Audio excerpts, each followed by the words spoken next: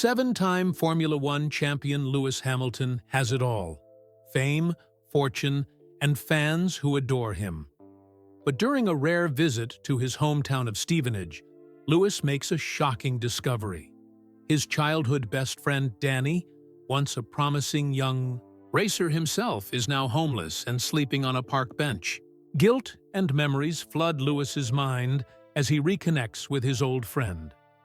Their lives took drastically different turns after Danny's family was forced to move away when they were just boys. Now, Lewis is determined to help, but he has no idea that his simple act of kindness will lead to a series of events that will change both their lives forever. What begins as a chance encounter becomes something much more significant when Lewis decides to give Danny the opportunity of a lifetime. But the biggest surprise is still to come, one that will remind Lewis what truly matters in life. Lewis Hamilton pulled his black cap lower over his eyes as he walked through the town center of Stevenage. He wasn't trying to hide, not exactly. But being one of the most famous race car drivers in the world made quiet walks difficult sometimes. It felt strange to be back in his hometown. The streets looked smaller than he remembered. The buildings seemed older, yet the smell of the bakery on the corner was exactly the same. Lewis checked his watch. He had 2 hours before he needed to meet his team. 2 free hours in a schedule that rarely had any free time at all. 7 Formula One World Championships didn't leave much room for visits home. He turned down a path that led to the gardens where he used to play as a boy. His shoes crunched on the gravel. The autumn air felt cool on his face. "I used to race my toy cars right there," Lewis thought, smiling at a patch of grass. He could almost hear the echo of children shouting, "Go, Lewis, go!" Lost in memories, he almost missed the figure sleeping on the bench ahead. A man lay curled up under a thin, dirty blanket. A small backpack served as his pillow. Lewis slowed his steps. Normally, Lewis would have left some money and continued walking. But something about the sleeping man caught his attention. The curve of his nose, the way his hand tucked under his chin. "It couldn't be," Lewis whispered to himself. The man stirred at the sound of footsteps nearby. His eyes blinked open, brown eyes that Lewis suddenly recognized. The man sat up quickly, pulling his blanket around his shoulders. "Danny?" Lewis said, his voice barely above a whisper. "Danny Taylor?" The man's eyes widened in shock.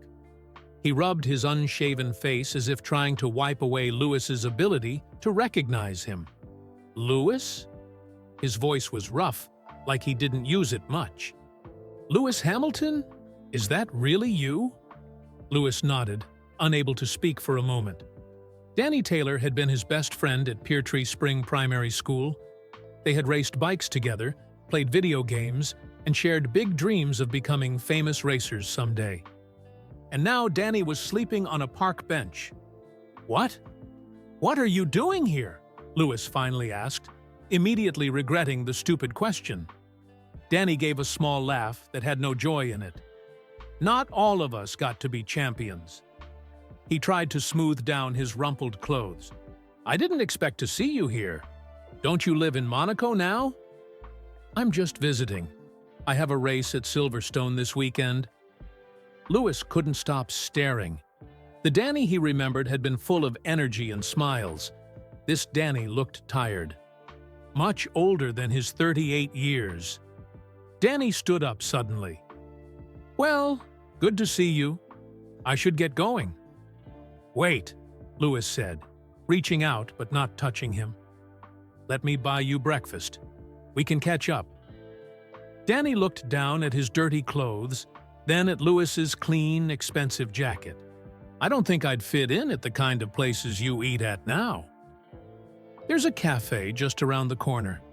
Nothing fancy. They have good tea." Lewis pointed down the path. "Please? It's been what, 25 years?" Danny seemed to have a battle with himself. pride wrestling with hunger. Finally, he nodded. Okay, but I can't stay long. As they walked together, Louis noticed Danny limping slightly.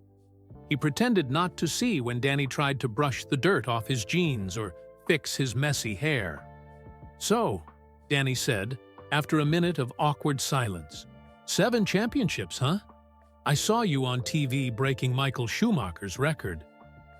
"You watched the races?" Louis asked, surprised. "Whenever I could." Danny's voice softened. "I always knew you'd make it. Remember how fast you were, even on that dinky go-kart track?" Louis smiled.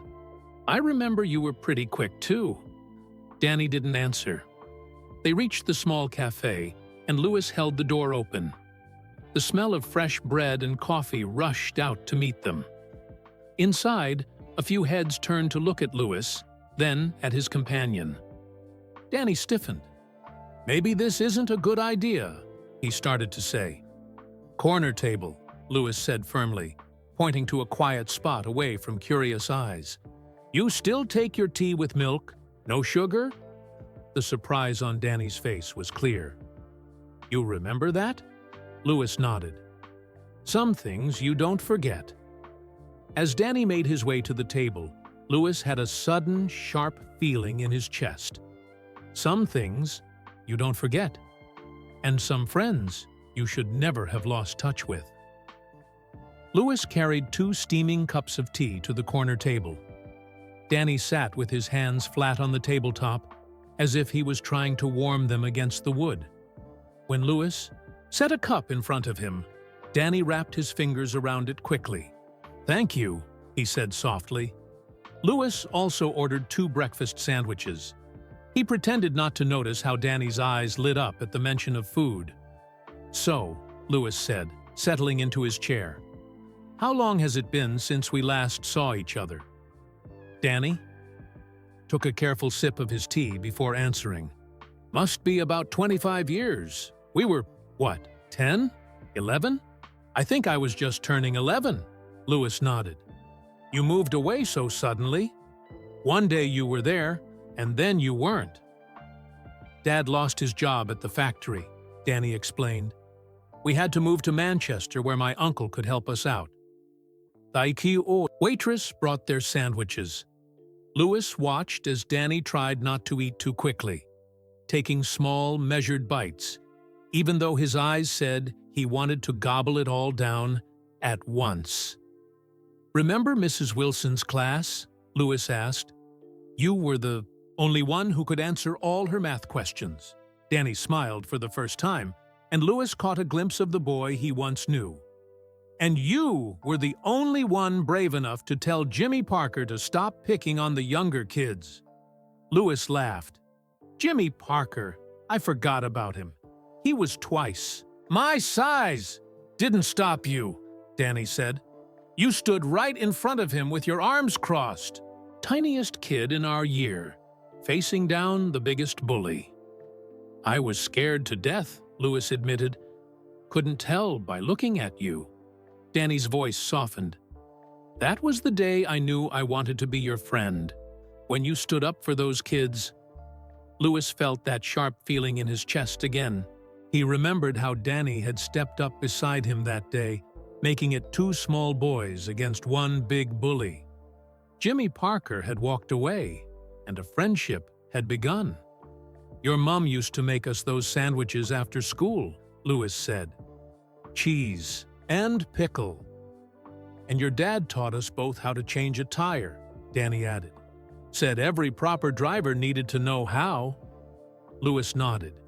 "He worked so hard to support my racing. 3 jobs sometimes." "I know," Danny said. "I remember him falling asleep in the car while waiting for us at the karting track."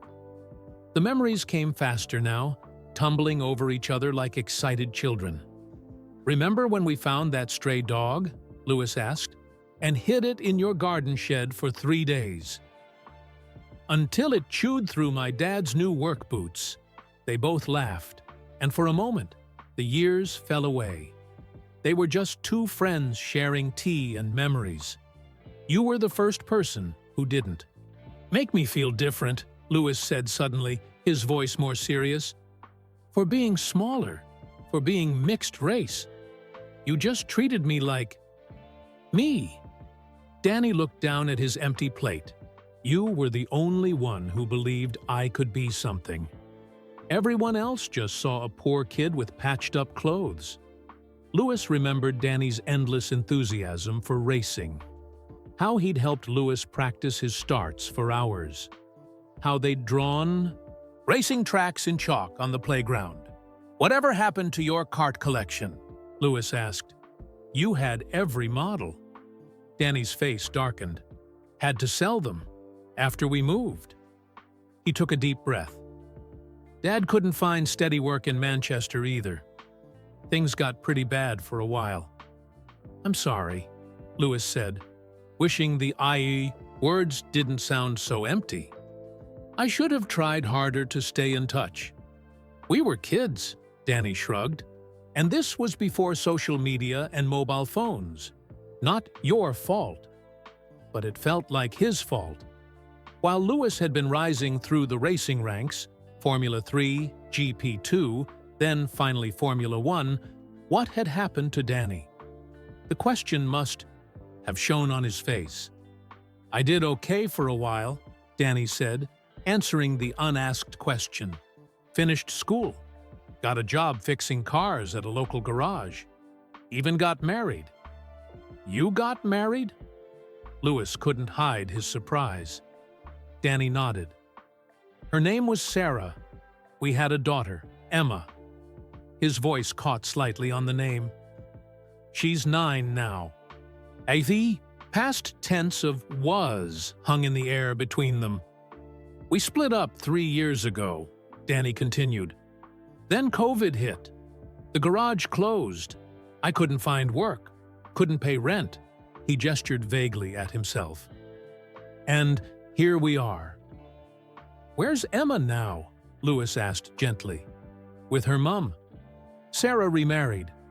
Good bloke, from what I hear." Danny's fingers tightened around his empty cup. "They let me see Emma at first, but when I lost my flat, well, a homeless dad isn't exactly what Sarah wanted for her daughter." Lewis thought about all the homes he owned now. The apartment in Monaco, the house in London, the flat in New York. And Danny had nowhere. "What about your parents?" Lewis asked. "Mum passed 5 years ago. Cancer." Danny's voice was flat. "Dad, and I don't speak anymore. Had a big fight when I lost my job. He thought I wasn't trying hard enough." Lewis saw how Danny's shoulders hunched forward, as if carrying an invisible weight. He remembered a different Danny, standing tall on the winner's box at the local karting championship, beaming with pride. "Race you to the swings!" young Danny would shout on school days. "Bet I can fix this engine faster than you," teenage Danny had challenged. The man sitting across from Lewis still had those same eyes, but the light in them had dimmed. "Another? Tea?" Lewis offered. Danny shook his head. "I should get going. The shelter starts lining up at 3, and if you're not there early, you don't get a bed." "Stay," Lewis said impulsively. "Just a bit longer. Tell me more about Emma." Danny hesitated, then slowly settled back in his chair. A small smile touched his lips.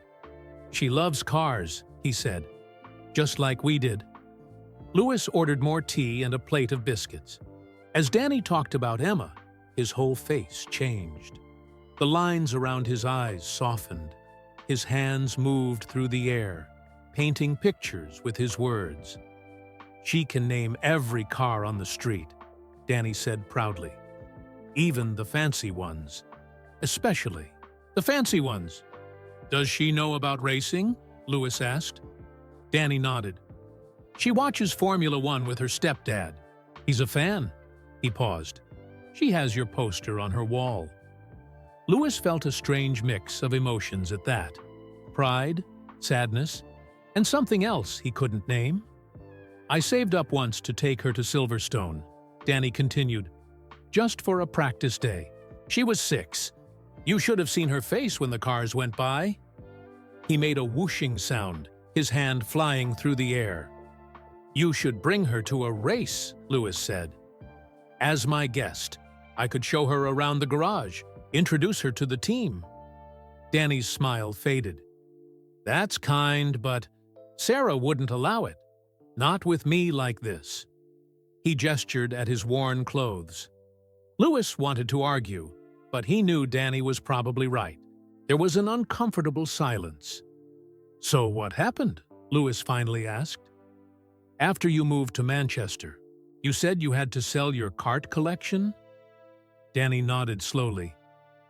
Dad couldn't find steady work. I got a paper route, but it wasn't enough. Mom was sick on and off. The carts were the first to go. Then my bike. Louis remembered how much those model carts had meant to Danny. They weren't just toys. They were dreams you could hold in your hand. I tried to keep racing, Danny said. There was a track near my uncle's place. I'd sweep up and help fix the carts in exchange for drive time.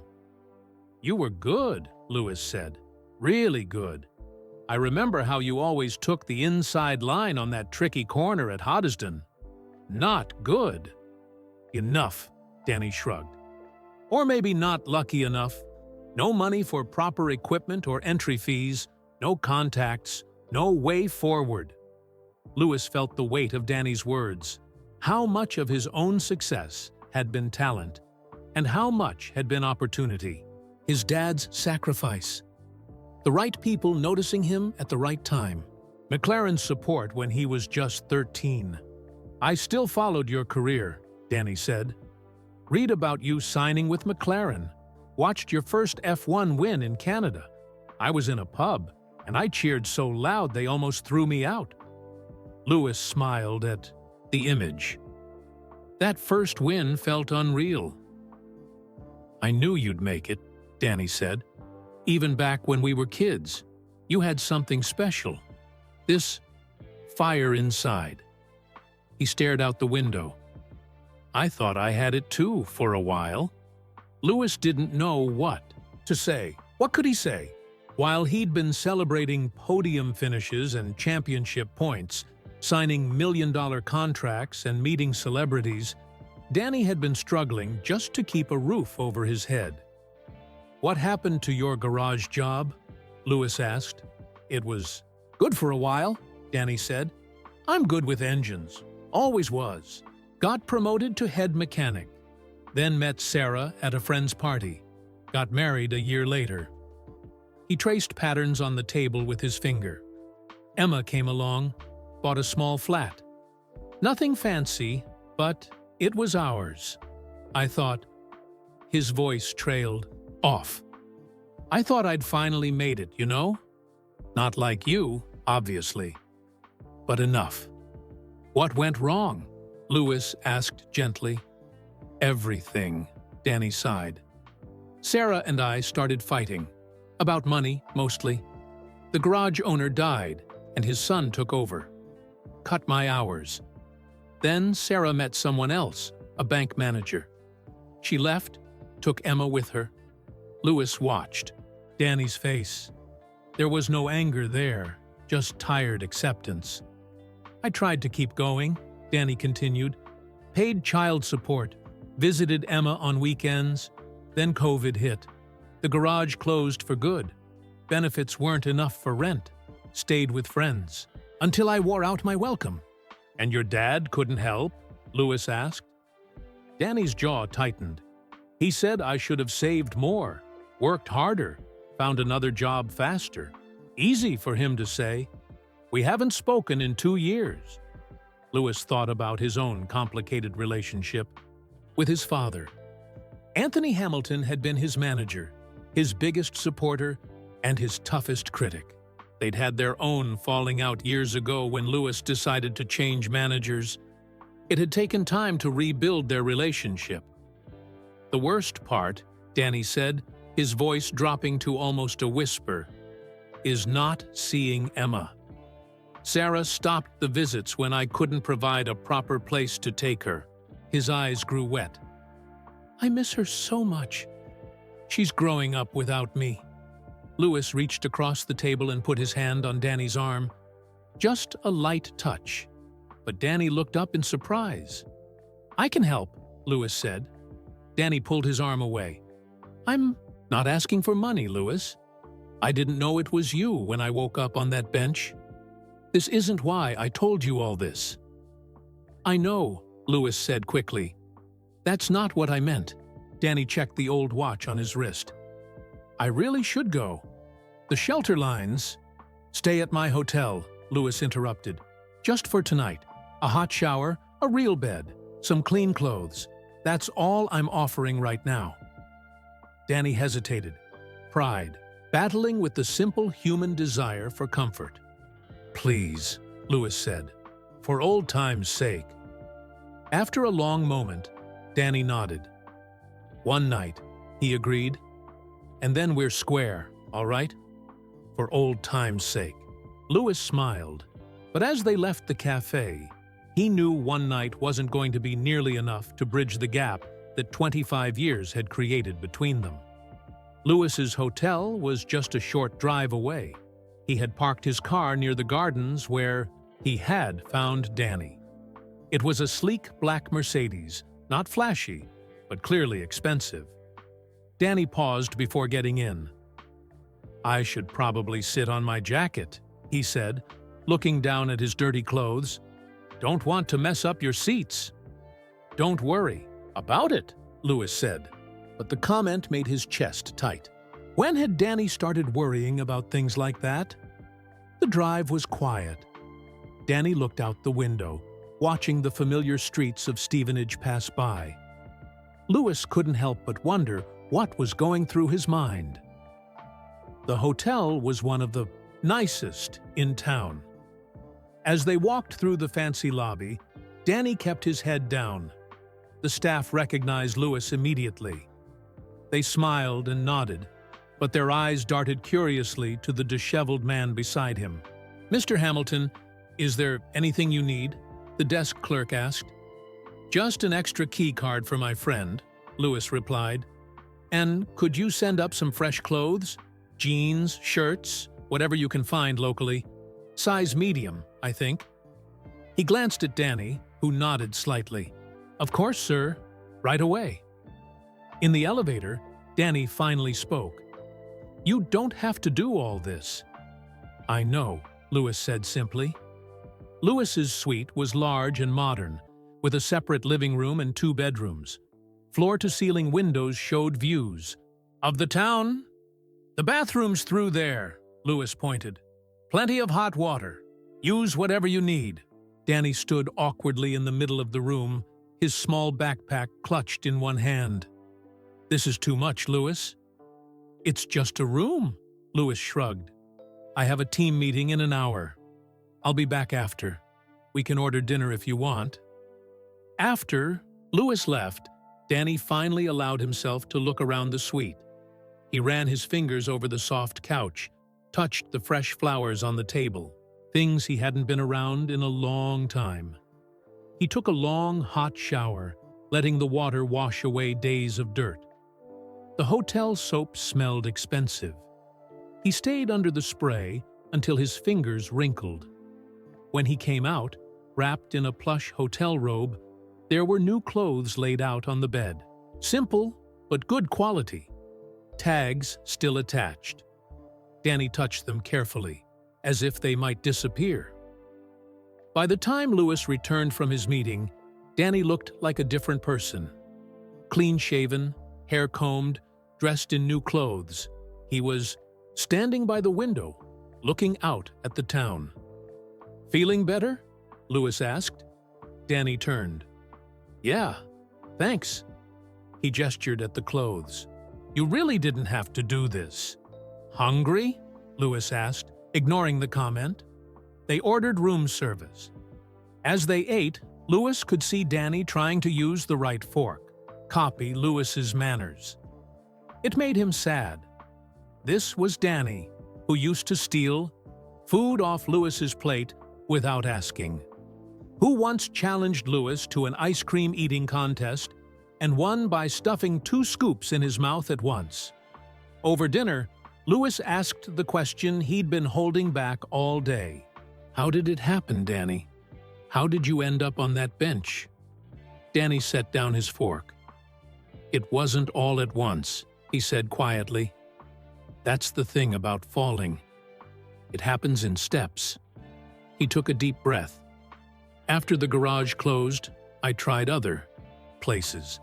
But with COVID, no one was hiring. I fell behind on rent. Started selling things, TV, laptop, my tools. That hurt the most. A mechanic without tools isn't much use." Louis nodded, encouraging him to continue. "Got evicted last November. Stayed with a mate for a while, but he lost his place too. Spent Christmas in a shelter." Danny's voice was flat, like he was talking about someone else. "Applied for council housing, but the waiting list is years long." "What about benefits?" Louis asked. "Some, not enough. And the system?" Danny rubbed his face. "You miss one appointment because you're at a job interview, and they cut you off. You have to use a computer to apply, but how do you do that when you don't have one? Or a phone? Or an address?" Louis had never thought about these things. How? Could he? His life had moved in only one direction, up. "I tried staying with my cousin for a bit," Danny continued, "but his wife didn't want me there. Said I was a bad influence on their kids. Me, who never even smoked." He looked down at his plate. "The last few months have been the worst. Summer wasn't too bad. You can sleep outside when it's warm. But now..." He shook his head. "The shelters are always full. Sometimes I get a bed, sometimes not. You learn to find the safest benches, the ones where police won't bother you." "What about Emma?" Louis asked gently. Danny's face changed. The careful control slipped. "I haven't seen her in 8 months," he said, his voice cracking. "Sarah won't let me. Not like this. And she's right. What kind of father am I now?" Louis wanted to say something comforting. But what could he say? He had no children, no ex-wife, no experience with any of this. The hardest part, Danny said, is the way people look at you, or don't look at you. When I had a job, a home, I was a person. Now I'm a problem, something to step around on the street. Louis thought about how he had almost walked past Danny that morning. If Danny hadn't opened his eyes at that moment, would Louis have recognized him? "I still try," Danny said firmly. "Every day. Check for jobs. Keep my clothes as clean as I can at public bathrooms. Stay sober when most others don't. But it's like swimming against a current that keeps getting stronger." Louis could hear the pride in Danny's voice. Even now, he wasn't giving up. "What about your racing dreams?" Louis asked. "Did you ever think about staying involved somehow? Mechanic for a racing team?" Danny smiled sadly. "That was the dream for a while. But racing is an expensive world, Louis. It's not for people like me." "People like you," Louis repeated. "You know," Danny gestured vaguely, "people without connections, without money." Louis thought about his own journey. Yes, he had talent. Yes, he worked incredibly hard. But he also had support, opportunities, people who believed in him. "One wrong turn," Danny said softly. "That's sometimes all it takes. One job loss, one illness, one bad decision." They sat in silence for a minute. "I should go," Danny finally said. "The shelter might still have beds." "Stay," Louis said firmly. "The room's paid for.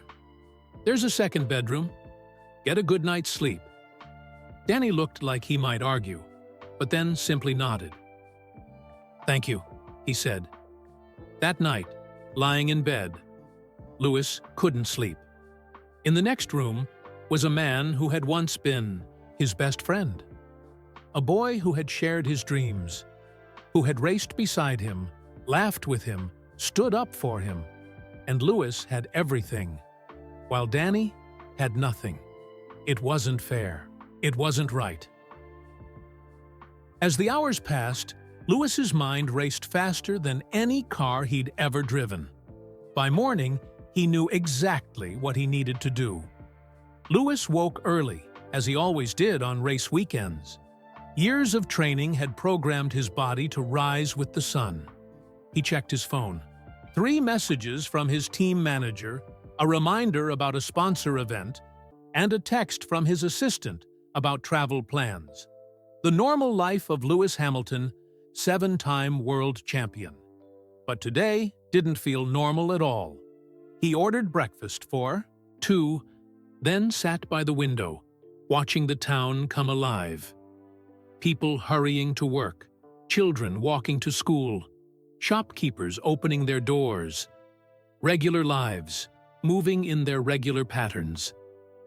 When Danny emerged from the second bedroom, Lewis almost didn't recognize him. Sleep and a shower had worked wonders. In the fresh clothes, with his face clean-shaven, he looked more like the Danny that Lewis remembered. "Morning," Danny said, running a hand through his hair. "I forgot what a real bed feels like. Slept like a baby." "Breakfast is coming," Lewis replied. "Coffee?" They ate together, the morning sun streaming through the windows. Danny was quiet, taking small bites of toast, sipping his coffee slowly, like he was trying to make it last. "What's your plan today?" Lewis asked. Danny set down his cup. "I should get going soon. There's a job center that opens at 9. Sometimes they have day labor. It's not much, but it's something." Lewis nodded, turning an idea over in his mind. "I have to head to Silverstone this afternoon for practice, but I have a few hours free this morning." Danny looked up. "You must be busy. Don't worry about me. You've done more than enough already." "Actually," Lewis said, "I was hoping you'd come with me somewhere first. There's something I want to show you." Danny looked uncertain. "I don't know, Lewis. These clothes are nice, but I'm still not exactly presentable for whatever fancy places you need to go." "Trust me," Lewis smiled. "Where we're going, you'll fit right in." An hour later, they pulled up to a shopping center. Not an expensive one, just a regular mall with regular shops. Danny looked confused. "What are we doing here?" he asked. "You need more than one set of clothes," Lewis said simply. "And I need your help picking out a gift for Emma." Danny's expression changed at the mention of his daughter's name. "Lewis, I can't— This isn't charity," Lewis interrupted. "I missed 25 birthdays and Christmases. I've got a lot of catching up to do." Inside, Lewis led the way to a department store. He didn't call ahead, didn't ask for special treatment. They were just 2 friends shopping. "What size are you now?" Lewis asked, browsing through a rack of jeans. 32, waist, 30 leg, Danny replied. "But seriously, Lewis, you don't need to do this." "Consider it a loan," Lewis said. "You can pay me back when you're on your feet again." Danny didn't argue after that. They picked out several pairs of jeans, some t-shirts, a warm jacket for the coming winter. Practical things. Nothing flashy. In the shoe department, Lewis insisted on a good pair of boots. "Trust me, I know feet. You need proper support if you're walking a lot." By the time they finished, Danny had a complete wardrobe. Basic, but good quality. Things that would last. "Now," Lewis said, "what would Emma like?" Danny's face softened. "She loves stuffed animals and anything to do with cars." They headed to the toy store. Danny moved through the aisles like a man, in a dream, touching soft teddy bears, looking at colorful race cars. "She has this collection," he said, stopping in front of a display of small die-cast cars. Started it when she was 5. I used to bring her a new one whenever I could. He picked up a silver Mercedes model, exactly like the one Louis raced. This one, he said quietly. She would love this one. Louis watched as Danny turned the small car over in his hands. A gentle touch, like he was holding something precious. "We'll take it," Louis said. "And maybe a few more? For future birthdays?" Danny nodded, unable to speak. As they walked back to the car, bags in hand, Danny reached into his pocket. He pulled out a small, worn toy car. The paint was chipped, one wheel slightly bent. "I keep this with me," he said. "Emma gave it to me last time I saw her. Said it would help me remember her." Louis looked closer. It was a Mercedes, just like the new one they'd bought. An older model, but the same team? "She said it was like yours," Danny continued, "that maybe some of your good luck would rub off on me." He gave a small laugh. "Hasn't worked so far." Louis felt something shift inside him. All his championships, his records, his fame, none of it seemed as important as this small, broken toy that connected a father and daughter. Back at the hotel, Danny changed into some of his new clothes. They grabbed lunch at a small restaurant where no one recognized Louis. For a little while, they were just two old friends catching up. But time was running out. Louis needed to get to Silverstone. Danny needed to check the job center. "I have an idea," Louis said suddenly. "Why don't you come with me? To the track. You always loved racing. I could show you around, introduce you to the team." Danny looked down at his new clothes, then back at Louis. "I don't know." "Just for the afternoon," Louis insisted. "Then I'll bring you back." After a moment of hesitation, Danny nodded. "All right, but just for today." As they drove toward Silverstone, Louis glanced at his friend. Danny was looking out the window, but his hand was in his pocket, fingers wrapped around the small toy car. Louis knew then that his late-night idea was the right one. This wasn't just about helping an old friend. It was about fixing something that had gone wrong a long time ago. The drive to Silverstone took just under an hour. As they got closer, Louis could see Danny sitting up straighter, eyes scanning the horizon for the first glimpse of the famous track. "You can see it from here on a clear day," Louis said, pointing. Danny nodded. "I came once, you know, about 10 years ago. Stood in the rain for hours just to hear the cars." When they arrived at the track, Louis didn't take them to the main entrance. Instead, he drove around to a private gate, where a security guard waved them through immediately. "Wow," Danny whispered as they passed through. "VIP treatment," Louis smiled. "Just part of the job." The Mercedes team area was a buzz of activity. Engineers hunched over computers, mechanics fine-tuning parts, team managers talking urgently into headsets. No one gave Louis a second look as he walked through. This was normal. But several people glanced curiously at Danny. "Louis!" A friendly voice called out. A man in a team uniform approached with a clipboard. "We need you for the strategy meeting in 20 minutes. "I'll be there," Louis promised. "John, this is my friend Danny." "Danny, this is John, one of our race engineers." They shook hands, and Louis could see Danny trying not to look too impressed. "Danny and I used to race karts together," Louis explained. "He knows his way around an engine." John raised his eyebrows. "Oh, yeah? What do you think of the new power unit regulations?" Just like that, they were talking shop. Louis stepped back, watching as Danny's initial nervousness melted away. This was his world too, the world of engines and aerodynamics, of timing and performance. Danny might have been away from it for years, but he hadn't forgotten. After showing Danny around the garage and introducing him to more team members, Lewis checked his watch. "I've got that meeting now," he said. "But there's one more place I want to take you after. Can you hang out here for about an hour?" Danny looked like a kid on Christmas morning. "Are you kidding? I could stay here all day." Lewis grinned. "John, can you show Danny the car? Maybe let him sit in the simulator if it's free." John nodded. "No problem, boss." When Lewis returned from his meeting, he found Danny deep in conversation with one of the chief mechanics.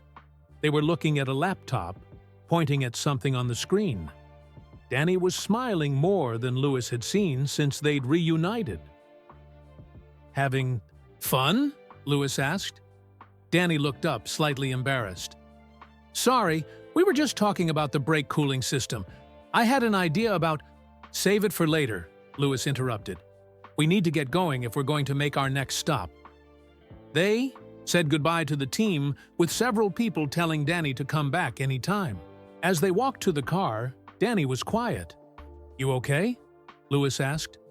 "Just, thank you," Danny said simply. "That was amazing." Lewis smiled. "The day's not over yet." Instead of heading back toward Stevenage, Lewis drove in a different direction. "Where are we going?" Danny asked. "You'll see," Lewis replied mysteriously. 20 minutes later, they pulled into a small town that Danny didn't recognize. Lewis drove slowly, as if looking for something. Finally, he turned down a side street and parked in front of what looked like a community center. The sign out front read, "Hamilton Young Drivers Program." Danny looked at Lewis in surprise. "Hamilton? As in?" Lewis nodded. "Come on, I want you to meet some people." Inside, the center was alive with activity. About 20 kids, ranging from 7 to 15 years old, were scattered around the large room. Some were on racing simulators, their faces tight with concentration. Others worked on small engines at tables, guided by adults in matching polo shirts. A few were in a corner with books and tablets, doing what looked like homework. The kids didn't notice Lewis at first. They were too focused on their tasks. But one of the instructors spotted him and nudged her colleague. Soon, the room erupted in excited whispers. "Lewis is here!" "It's really him!" "Did you know he was coming today?" Lewis waved, smiling warmly. "Carry on, everyone. Don't let me interrupt." A woman approached them, her hand extended. "Lewis, we weren't expecting you today. What a nice surprise." "Jenny, this is my friend Danny," Lewis said. "Danny, this is Jenny Harper. She runs this place." "Nice to meet you," Danny said, shaking her hand. "What exactly is this place?" Jenny looked at Lewis, who nodded for her to explain. "We're a youth program for kids from disadvantaged backgrounds," Jenny said. "We use motorsport as a hook to get them interested in education, particularly STEM subjects. But we also help with life skills, job training, even counseling when needed." "Lewis funds this?" Danny asked in disbelief. Jenny nodded. "He started it 3 years ago. We have 4 centers now across the UK." Lewis shrugged, slightly embarrassed. "It's not just me. We have corporate sponsors too. Mercedes helps a lot." Danny looked around the room, taking it all in. A young girl, maybe 9 or 10, was carefully dismantling a small engine, her tongue sticking out in concentration. She reminded him of Emma. "Do you want the tour?" Jenny offered. She showed them around the center. There was a classroom area, a small library, a kitchen where cooking classes were held, and a large garage space with real carts and tools. "Most of our kids come from families that can't afford racing," Jenny explained. "Some are from foster homes. Others have parents working, multiple jobs. We give them a safe place to learn and dream." Danny nodded, understanding completely. "The racing is fun, but it's really about the mentorship," Jenny continued. "Many of these kids don't have stable adult figures in their lives. Our instructors become role models." As they walked, Louis watched Danny's face carefully. He couldn't see his friend taking it all in, connecting with what he was seeing in a way Louis had hoped he would. The kids who stick with us through high school, we help them find apprenticeships or university scholarships, Jenny said. Not everyone will become a racing driver, but they can work in the industry in other ways, or take the skills they learn here into completely different fields. It's amazing, Danny said quietly. Louis smiled. His plan was working. Jenny, could we use your office for a few minutes? He asked. I want to talk to Danny about something. Of course, Jenny replied. Take all the time you need. I should get back to the kids anyway. As Jenny walked away, Danny turned to Louis. I had no idea you did something like this. It's not the kind of thing they show on TV when they talk about you. That's the point, Louis said. This isn't for publicity. It's for the kids. Danny nodded, a new respect in his eyes. You're giving them the chance we didn't have. The chance you didn't have, Louis corrected. I got lucky. Now I want to help others get lucky too. He put his hand on Danny's shoulder. Come on, let's go to Jenny's office. There's something I want to discuss with you. Jenny's office was small but neat. Racing posters hung on the walls alongside children's drawings. A shelf held trophies. Not Louis's championship trophies, but small ones won by the center's kids in local competitions. Have a seat, Louis said, pointing to two chairs in front of Jenny's desk. Danny sat down, looking around the room. This place is really something, Louis. Those kids out there, you should see their faces. They look like we did when we were racing karts. Louis smiled. That's the whole point. Jenny knocked and entered with 3 cups of tea. Thought you might want these, she said, placing them on the desk.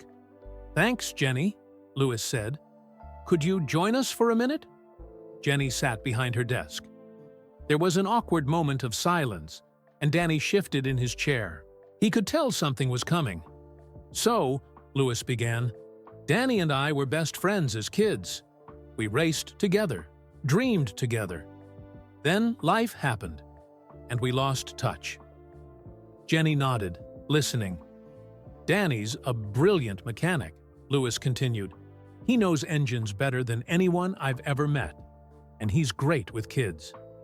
Danny started to look uncomfortable. Louis, what are you? We're looking for a new youth mentor, Jenny interrupted gently. Someone who can teach basic mechanics and help supervise the racing program. The position comes with accommodation, a small flat above the center. Danny's mouth fell open. He looked from Jenny to Louis and back again. I don't understand, he said finally. Are you offering me a job? Jenny smiled. Louis called me this morning. He told me a little bit about your situation and your skills. But you don't know me, Danny protested. You can't just hire someone off the street. We'd need references, of course, Jenny said, and there would be a trial period. But Louis's recommendation carries a lot of weight. Danny turned to Louis. Is this why you brought me here? You set this up? Louis leaned forward. I had an idea last night. When you talked about Emma, about how you couldn't see her because you didn't have a stable home, it just clicked. This place needs someone like you, and you need a place like this. Danny stood up suddenly, his chair scraping back. I don't need charity, Louis. I told you that. It's not charity, Louis insisted. Jenny needs someone with real mechanical knowledge, someone who understands what these kids are going through because they've been there themselves. He's right, Jenny added. Most of our instructors come from racing backgrounds. They're great with the technical side, but don't always connect with the kids' personal struggles. Danny paced the small office, running a hand through his hair. This is too much, too fast.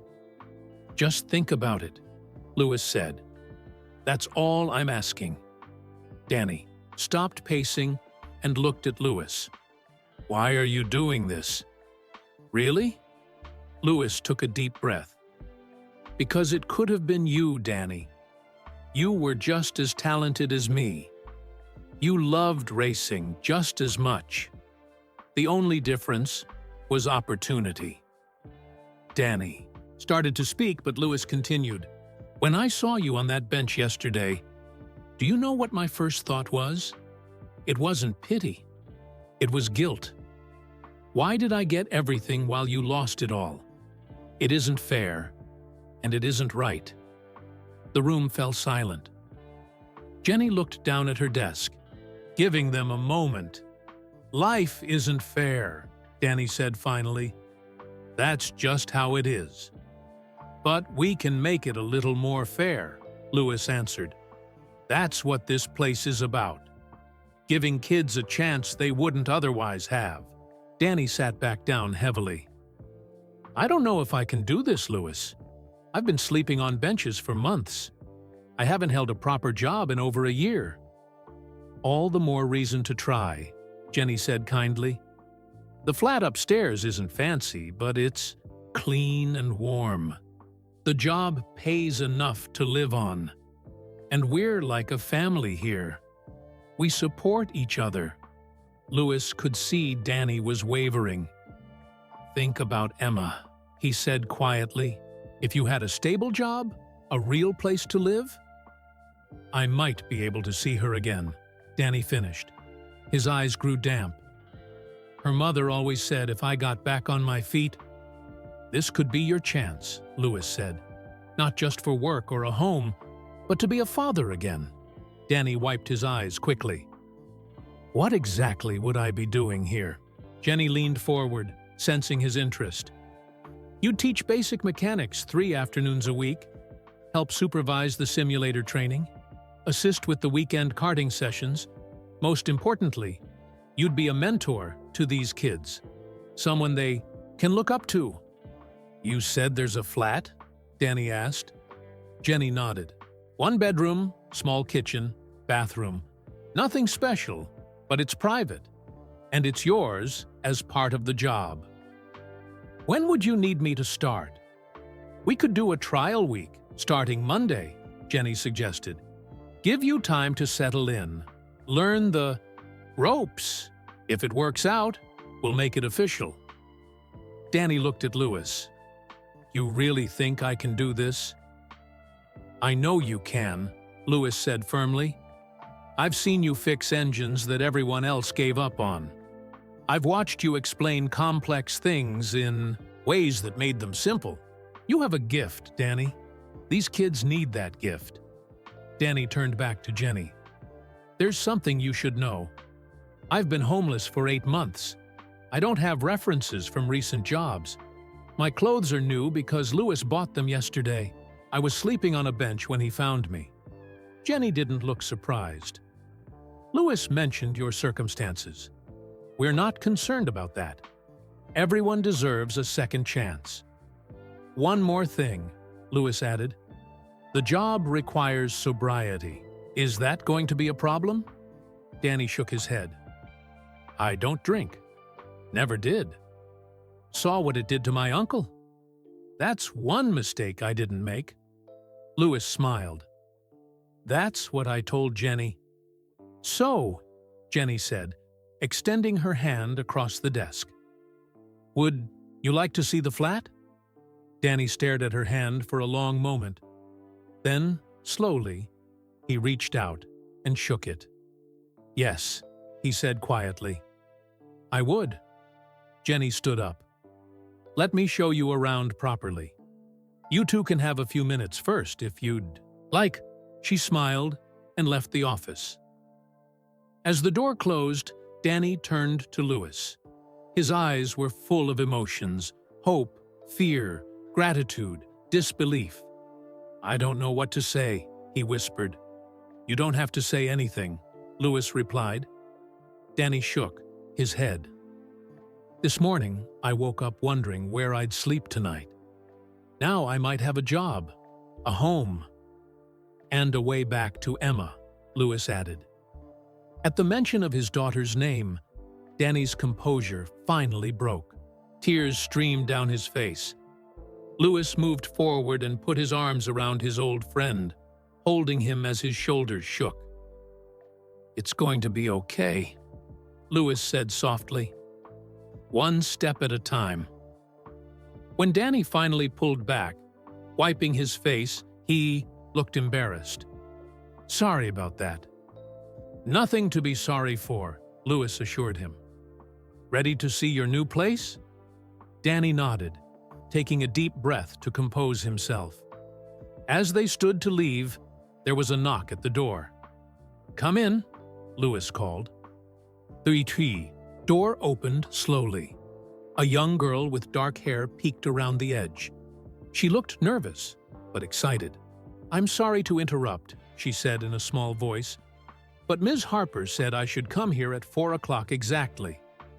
Danny froze, staring at the girl in the doorway. "Emma?" he whispered. "Daddy?" The little girl stood frozen in the doorway, her eyes wide. For a moment, no one moved. Then Emma rushed forward, throwing herself into her father's arms. Danny dropped to his knees, catching her, holding her tight against his chest. His shoulders shook as he buried his face in her hair. "Emmy," he whispered. "My Emmy." Louis stepped back, giving them space. He caught Jenny's eye as she appeared in the doorway, and they both slipped quietly out of the office, closing the door behind them. "How?" Danny finally managed to ask, pulling back to look at his daughter's face. "How are you here?" Emma's smile was bright enough to light the room. "Mr. Hamilton found me. He called Mum this morning and talked to her for ages. Then she brought me here and said it was a special surprise."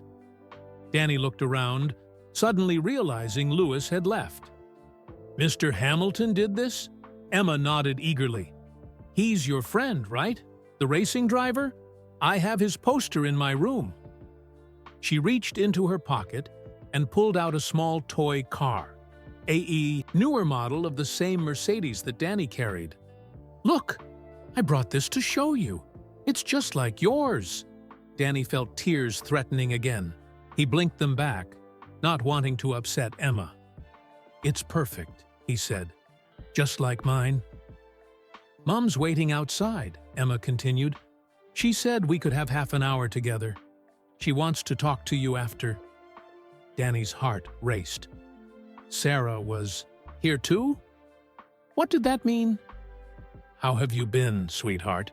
he asked, trying to sound normal. "How's school?" As Emma chattered about her teachers and friends, Danny drank in the sight of her. She'd grown taller in the 8 months since he'd seen her.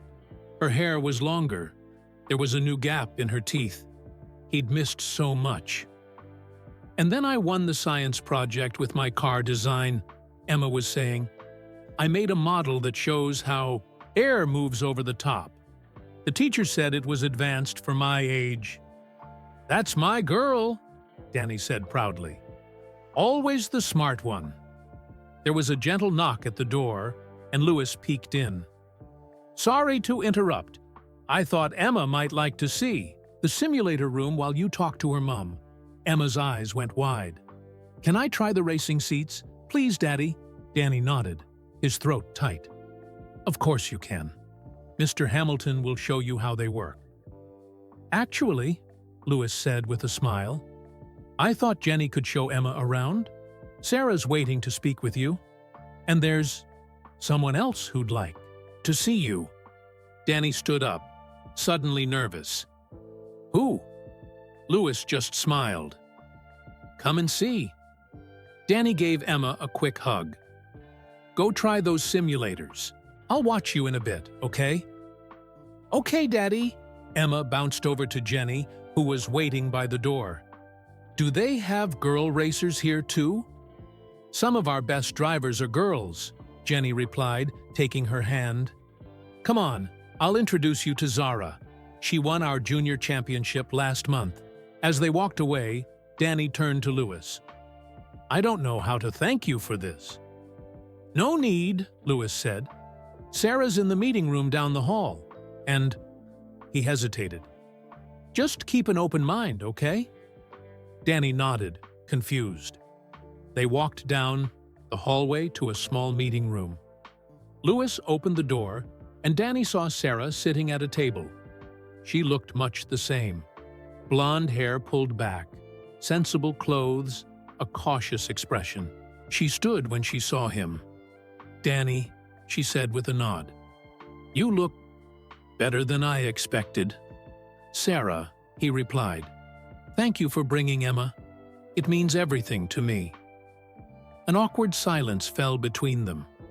8 years of marriage, 3 years of divorce, and now they were like strangers. Louis explained the situation. Sarah said finally, "About the job, the flat." Danny nodded. "I haven't accepted yet, but I'm considering it."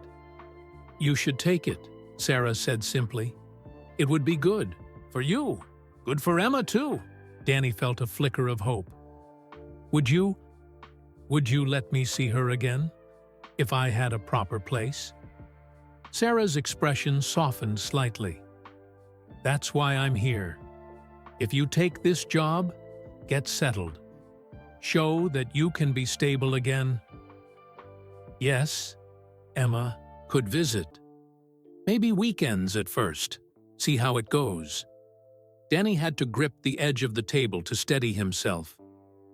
"Thank you," he whispered. Sarah stood a little straighter.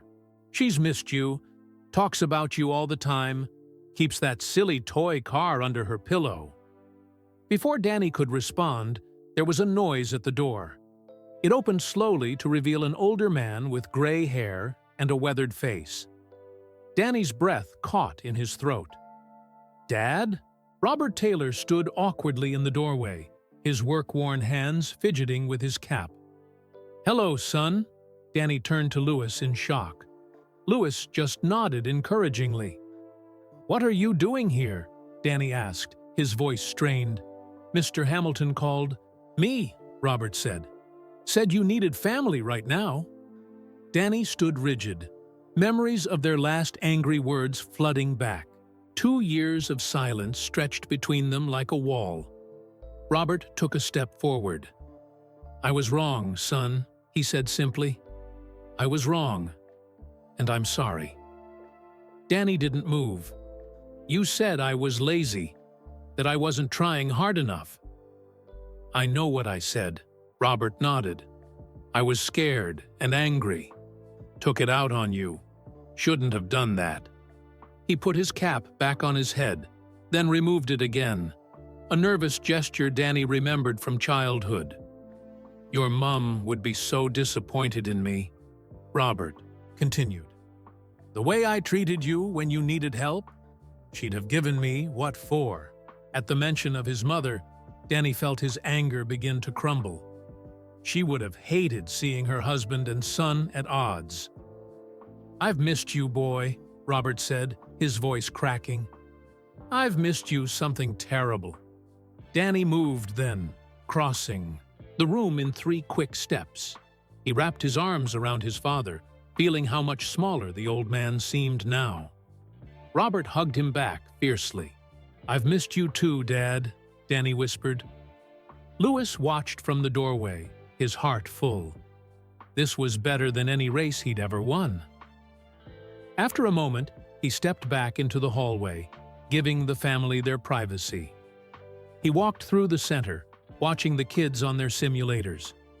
Emma was sitting in one, her face tight with concentration, Jenny guiding her through a virtual lap of Silverstone. Louis slipped outside, breathing in the cool evening air. His phone buzzed in his pocket. He'd been ignoring messages all day, but something made him check this one. The text was from his father, Anthony Hamilton. "Son, life is too short for old hurts. I miss you. Can we talk?" Louis stared at the message, feeling a strange sense of completion. His own relationship with his father had been complicated since Louis had fired him as his manager years ago.